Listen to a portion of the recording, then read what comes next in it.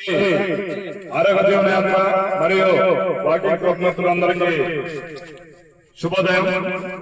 ఈరోజు మన మిత్రుడు గుత్తా మురళి గారు 45వ జన్మదిన వేడుకలు ఆయన గారు మనందరితో కలిసి పంచుకోవాలని చెప్పి ఆలోచనతోటి ప్రేమతోటి ఈరోజు ప్లాస్టిక్ భాగంగా సాత్విక ఆహారం తీసుకోవాలనే ఆలోచనతోటి ఈరోజు ఫ్రూట్స్ తోటి కేక్ తయారు చేయడం జరిగింది.